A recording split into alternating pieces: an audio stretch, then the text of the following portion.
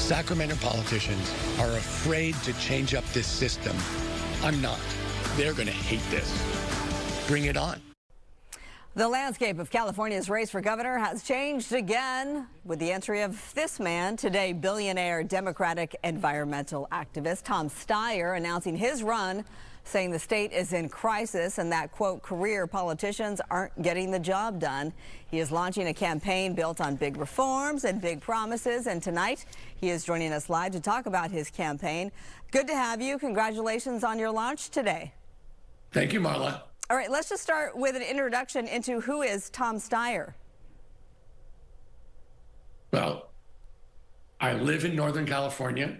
I started a business in 1986. I ran it for 27 years. It was very successful. I walked away from it at the end of 2012 to try and give back to California, to work for Californians. That's what I've been doing subsequently. During that time, I've taken on and beaten oil companies. I've taken on and beaten tobacco companies. I've taken on out-of-state companies who had a tax loophole so they didn't have to pay fair income taxes in the state of California and beat them. I've delivered billions of dollars to California for education and health without charging Californians a penny. Well, please go ahead, Marla. No, I was just going to say, people may be familiar with your face as well of late because you were a major backer of Proposition 50. Of course, we saw that in a landslide passage earlier this month, of course, in November. November the 4th was a special election day. And this is the redistricting proposition. You go after Trump in these ads. You spent $13 million backing Prop 50. Was it the landslide passage that emboldened you and gave you the confidence to launch this gubernatorial campaign? No. I weighed in on Prop 50 because I felt that Donald Trump was trying to steal another election and that as Californians, we needed to stand up for ourselves. I have been standing up to Donald Trump for years.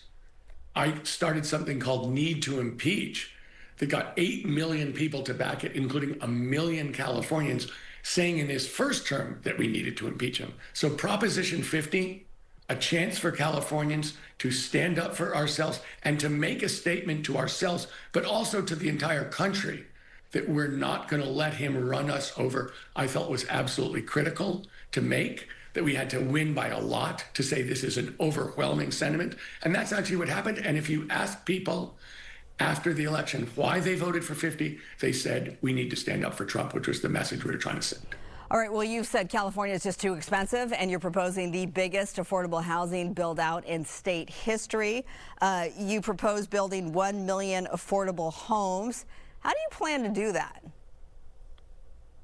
Well, I think the reason that rents are too high is we have too few houses. The reason that people can't afford to buy houses is we have too houses.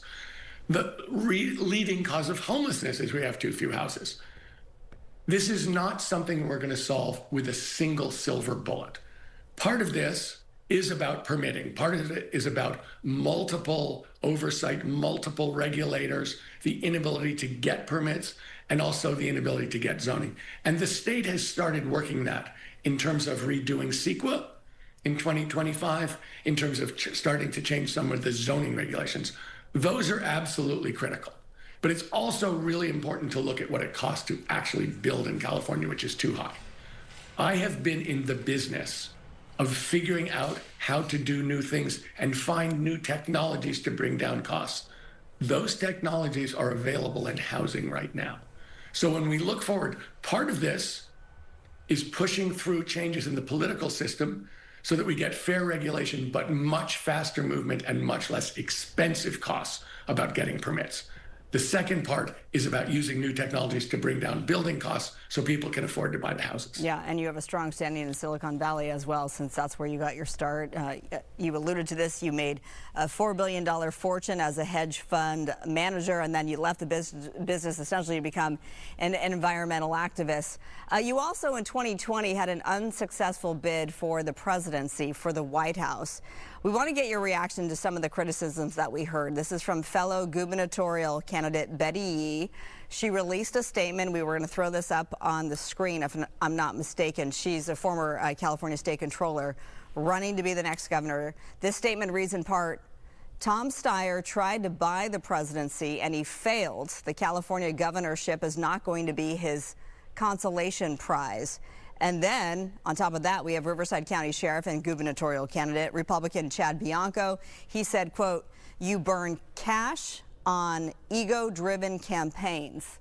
What's your response to both of those criticisms? California is in an affordability crisis. Everybody knows that. The question in front of Californian voters is who is actually going to get results. You can look at my history of taking on corporations and beating them, of getting results when the legislature couldn't get results, and of getting results in the private sector, of building businesses from scratch and actually producing things, not trying, but succeeding. We all know the problems here in California. They're not easy to solve, and we need people who will get results. So to me, the whole question here is who can get it done? Not who's going to talk about it, not who's going to try, but who has a history of getting it done, of using measurement and living up to that measurement and managing to it.